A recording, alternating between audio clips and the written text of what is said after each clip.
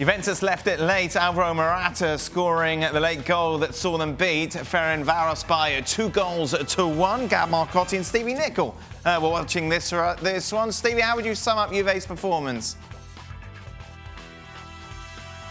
Very average indeed. If I'm Pirlo, listen, the only positive thing out of this was Morata when he came on after about 60 minutes. You know, he made a huge impact. Because before this, I mean, Juve didn't look as though they knew how to get past Ferencvaros. That's the God's honest truth. So, Dybala and Ronaldo up front, you talk about no connection. You talk about no movement together, no real passing together. And so it was just bang average. And as I said, Morata changed it all. He, after a couple of minutes, put Ronaldo through one-on-one with the keeper, should have done better. Morata hit the post. And then, of course, right at the end, Morata gets the winner with a header. So if you're Pirlo, the only real positive thing is Morata in the last half hour of the game, because the rest was bang average.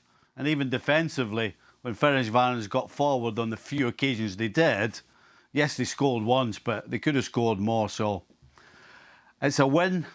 But I tell you, it gives Pirlo a lot to think about. 5 in 4 for Morata in the Champions League, Gab. Yeah, and, you know, all these people making jokes. If you count those goals against Barcelona, it's actually, I think, 8 in 4, right? Oh.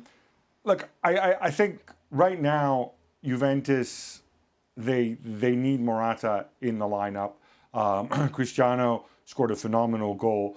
But again, the fact that, you know, it took Cristiano shooting from outside the box because they couldn't get in there. The build-up is still way too slow. Arthur is not a midfield playmaker, not yet. Pirlo spoke about this after the game. He said maybe he'll be one someday. Well, that's the problem when he's the guy seeing, you know, so much of the ball and just trying to poke it forward or not really having the requisite vision to play in that role. Dybala, clearly not fit, not right. You know, he fixed it with Morata and Kulusevski and whatnot, but there's still a lot to work on. Only bright spot, perhaps, is De Ligt. I thought had another really good game. He was basically the only centre back playing with Danilo and Alexandro at the back, and that worked out for him. Meanwhile, Gab, Barca a lot better without that Messi chap. Yeah, funny that works out.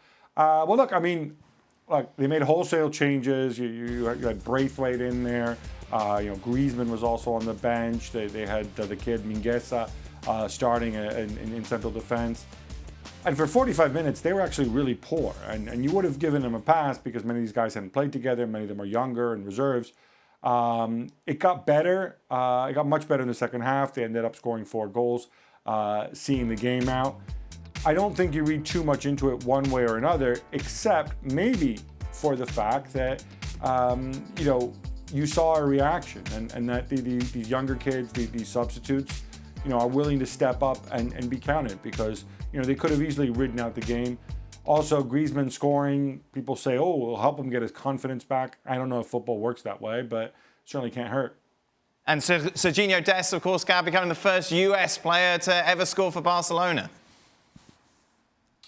Yeah, and in fact, I think Barcelona becoming only the second team in Champions League history to have 2 Americans on the pitch at the same time because Conrad de la Fuente came on.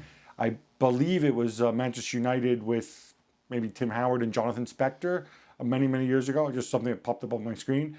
Look, you know, Conrad de la Fuente, I think, is maybe still a ways away from getting regular playing time at Barcelona, but Sergino Dest in this period with Sergio Roberto out, you know, the position is his.